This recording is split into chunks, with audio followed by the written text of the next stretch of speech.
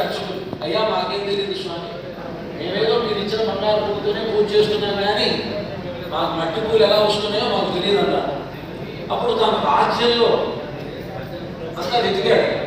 ఎవరెవరు వాళ్ళ ఇళ్లలో అంటే వెంకటేశ్వర స్వామి ఎలాంటి వాడంటే, మీరు సూర్యాపేటలో ఉండి సూర్యాపేటలో వెంకటేశ్వర స్వామికి కూడా మీరు భక్తితో పూజ చేశారనుకోండి, సూర్యాపేటలో వెంకటేశ్వర స్వామి గుండో కూడా కాదండి, మీ ఇంట్లోనే వెంకటేశ్వర స్వామి ఫోటో ఉంది, ఆ ఫోటోకే మీరు పూజ చేశారు భక్తితో. అంటే మీకు ఉండేటువంటి భక్తి గొప్పదైతే మీరు మీ ఇంట్లో ఉన్నటువంటి ఫోటోకి మీరు పూలు పెట్టినా ఆ పువ్వు తిరుమల వెంకటేశ్వర స్వామి పాదాల దగ్గర ఉంటుంది. అది వెంకటేశ్వర స్వామి దగ్గర ఉండేటువంటి గొప్పతనం. ఆయన లేని చూడలేదు కదా, వెంకటేశ్వర స్వామి లేని చూడలేదు, సర్వవ్యాపకుడే ఉన్నాడు.